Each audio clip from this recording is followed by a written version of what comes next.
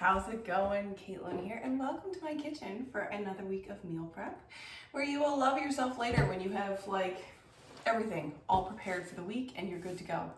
So what is on the menu this week? We have Bruschetta Pasta, nice and easy, Philly steak sandwiches, a grilled apple and chicken salad, Asian chicken with green beans and mini potatoes. You can do that sheet pan or in the barbecue, whatever you're feeling, or maybe whatever the weather's feeling that day. And Thai chicken pizza to end the week. How does that sound? Okay, let's get going. So I've got 3 different levels of prep here. Level 1, gonna prep some veggies. Just gonna get a few things out of the way there, make a few things easier. So we're going to slice an onion. Kiss, kiss. No, you can't eat those.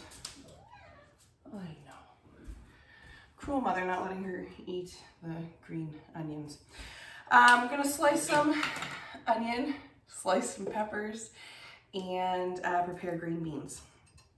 Now I will say I kind of cheated, as sometimes I do, because it was just as practical to get the green beans already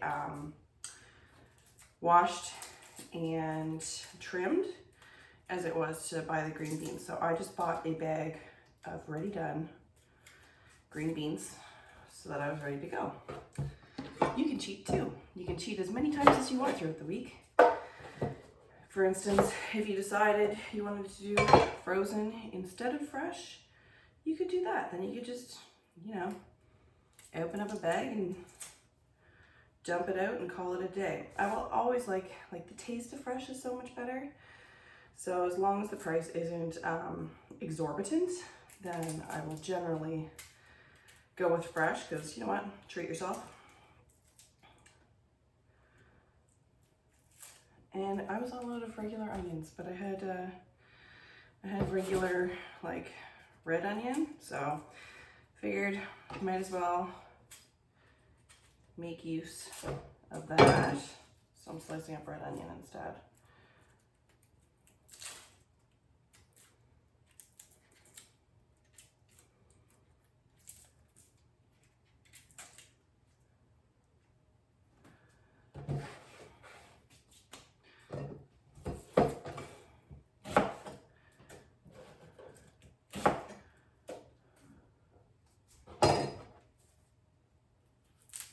Notice as the weather gets warmer, it's like I want to spend less and less and less time actually in the kitchen or cooking or with the oven on. So the recipes this week are with that in mind. Aside from pizza night, because you know what? Sometimes you just need a good pizza.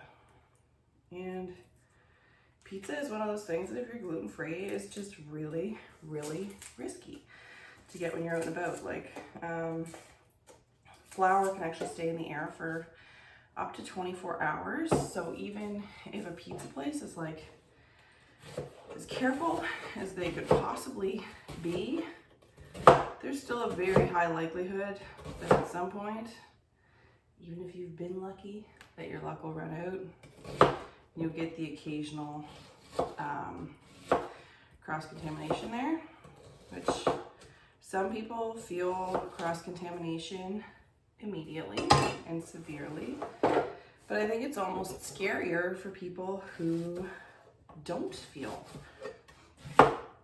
cross-contamination quickly and severely. I usually know within 30 minutes, even if it's been a very minor glutening. But I almost consider myself fortunate for that, because when I know what got me, I know what to avoid. If you don't know, oh, sorry, 1 container, onion. If you don't know, then you don't know what to avoid the next time, and you could potentially be doing damage and just not knowing it. And that seems way scarier to me. Okay, now that I, talked about the boogeyman there, I'm gonna slice 2 peppers. So I always start at the bottom and I just go along where the indents are and then I can just pull away the pepper. It takes most of the seeds with it, so I really don't have much cleanup work in there to do. And I did, because peppers can be a little bit of a wetter type of veggie, I do have a little draining thing in the bottom of my storage unit.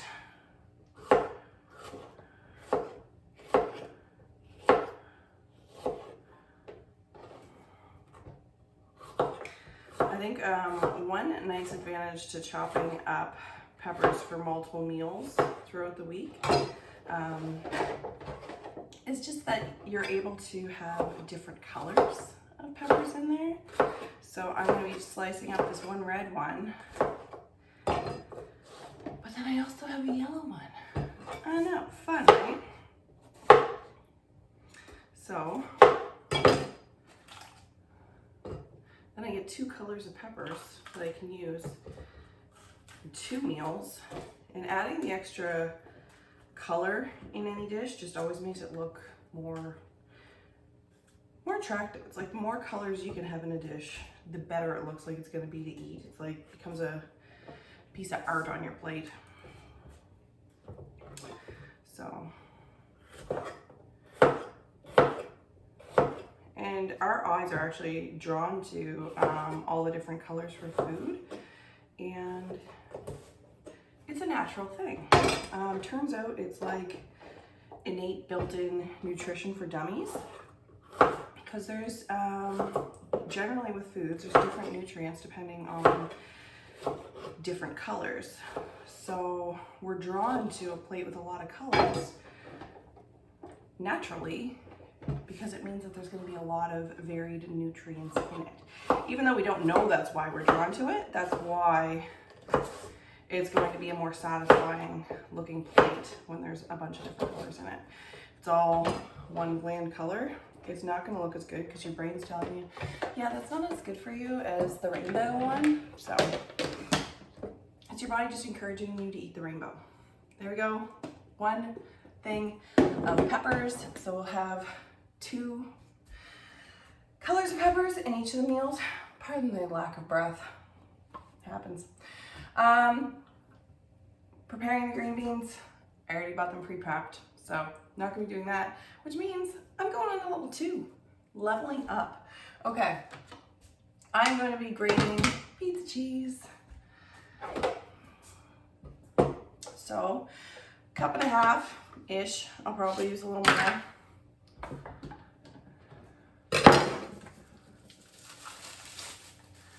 Now, the kind of cheese you use on your pizza will play a huge part in the flavor of the pizza. So you never want to skimp on cheese. If you're making a homemade pizza, you'll want to make the best homemade pizza, because if you're making a crappy homemade pizza, like, you're just going to miss other pizza. If you learn how to make a good one, then you're not going to miss the takeout as much. Especially if you put in that little bit of effort before, like you are today, so that you're prepping in advance, less work day of.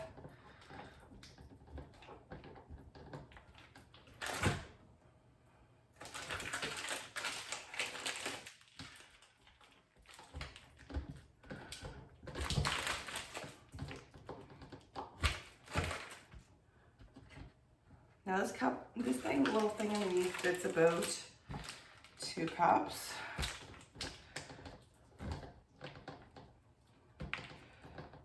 So probably gonna, I don't know if you guys have this, but I have 3 people that like to snack on the grated cheese while I'm putting the pizza together. So even though they're about to eat it on something in a few minutes, I take out the cheeses, like, it immediately starts to disappear. So the nice thing about planning and prepping is I can plan for that in advance. I know my boys. I know they're just gonna eat this cheese. And I also know that if they don't, I'll just put the extra on the pizza, and they're gonna eat that too. So that will never, ever, ever go to waste in this house. Okay. Another container good to go. Now I'm moving on to level 3. So this you definitely do not need to do. However, it's going to save me a little bit of time just down the line, which is why I'm going for it.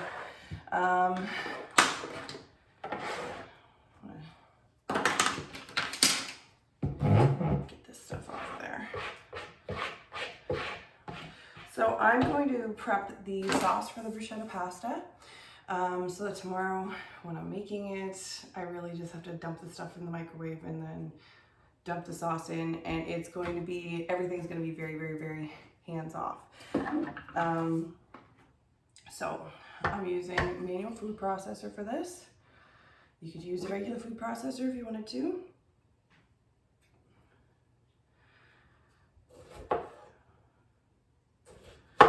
Now I've got some tomatoes I'm putting in here.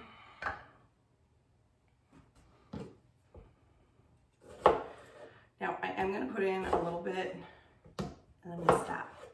And then I'm going to put in a little bit more, because that'll break this down a little bit, because this food processor, it's pretty small. It's mighty, but it's pretty small. So I'm going to see if I can go by halves.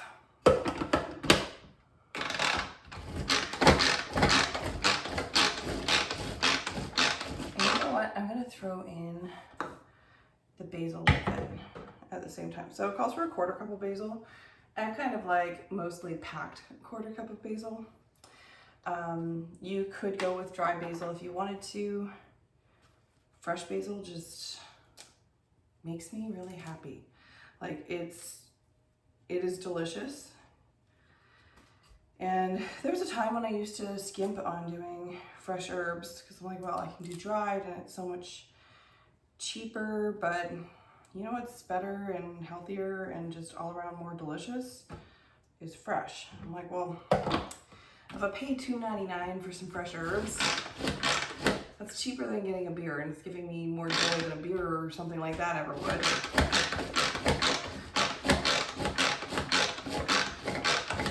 Funny, like the way that we need to justify things to ourselves. But I do. For some reason, I need to justify this $2.99 purchase for fresh basil, which is ridiculously healthy and makes me happy and makes the food taste better. But if you needed permission, yeah, got it.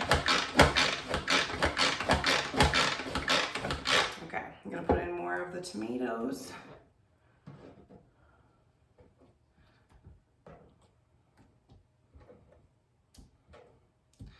And I'm also going to put in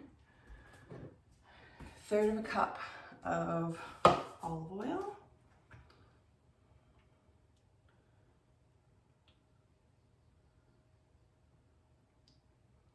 I love these measuring cups. There's like these liquid measuring cups, and you don't have to get down to see the level. Like it's all written on the inside of it, so I call it like the liquid measure dance, when you got to get up and down and up and down and up and down just to make sure that you're level with the line. And these ones you don't have to do it with. It's just like that little bit of magic. I am also going to put garlic in this. So 3 or 4 cloves is what it calls for. So I'm just cutting off the little, you know, the little raunchy end.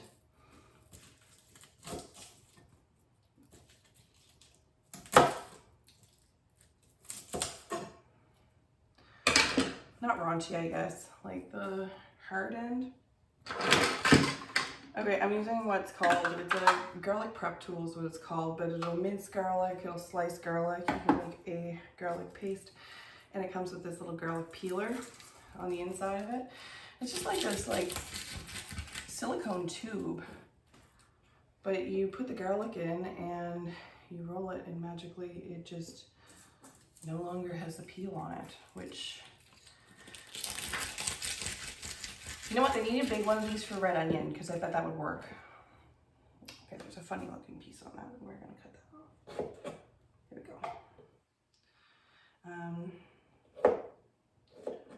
Yeah, Pampered Chef, if you're listening, big one of those for red onion. I bet you it would. I really bet you it would.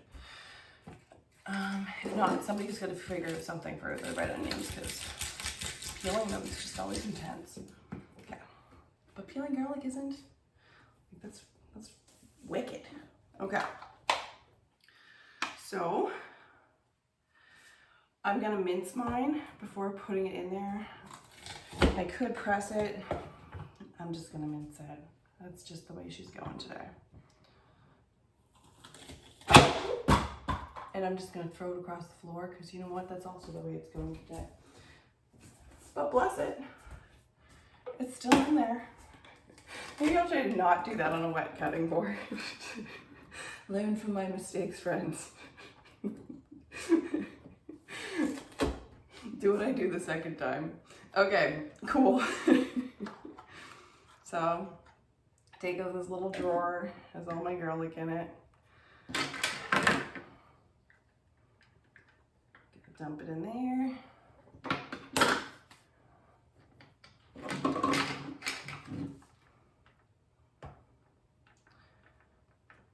Now, fun fact, the more air that your garlic sees, the stronger the garlic flavor. So slicing, you're gonna get less garlic flavor than you will if you're mincing, and then mincing, you're gonna get less than if you press, and you're gonna get the most garlic flavor, the most intense garlic flavor if you turn it into a paste. So use that how you will, whether you're like an absolute garlic lover or whether you're like kind of a little more on the fence. Because you'd think you get a slice of garlic and that's going to be like way more flavor, and it's not.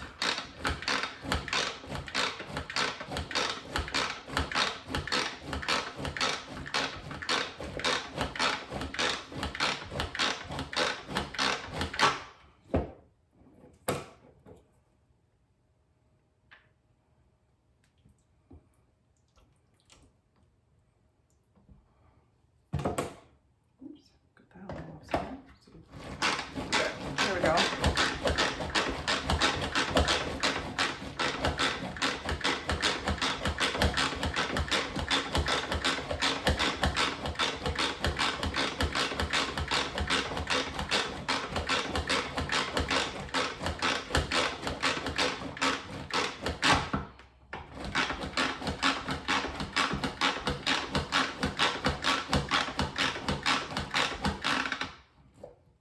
Okay, that's looking good to me.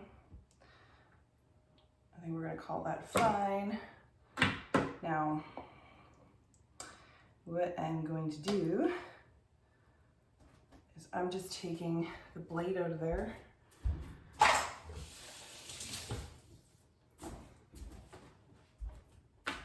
And then this actually comes with a lid. So I'm just gonna throw that in the fridge. Then my sauce is ready for tomorrow. Fun, right? Okay, and the very last thing that I'm going to do is I'm gonna get myself a little bit more prepared for pizza night. So I'm gonna get the dry ingredients, except the yeast, all put together for my pizza flour or my pizza dough. So then I just don't have to put in the yeast and the wet ingredients come pizza night. Because you know what? I'm already doing stuff right now. I might as well just kind of, you know, be done with it.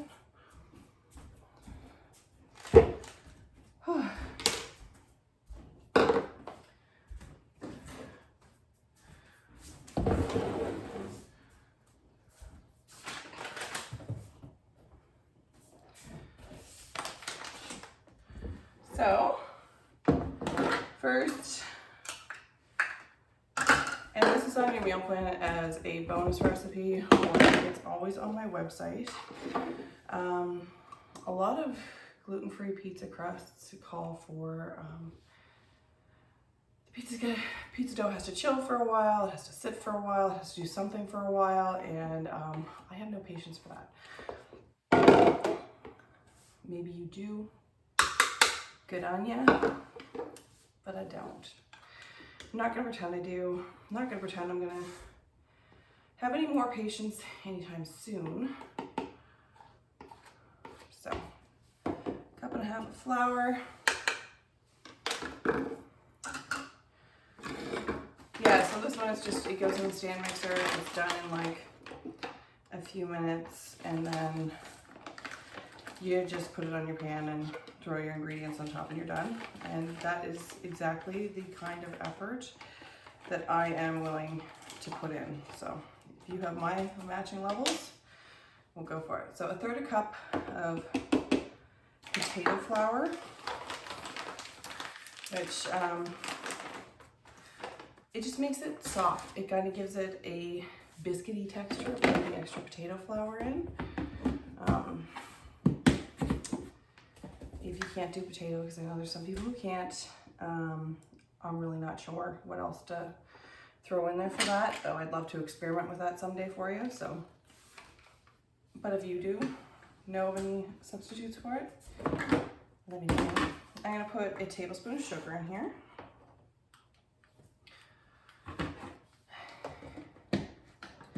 And then a teaspoon of salt.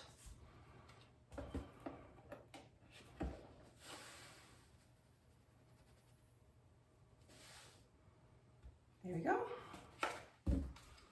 And then I'm just gonna put this, I'm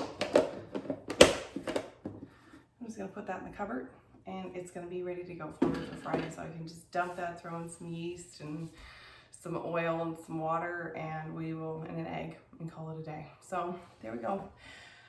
All prepared for the week. Lots of good food coming up. I'm excited to hear what you think, and I will see you guys next week. Enjoy. Bye-bye.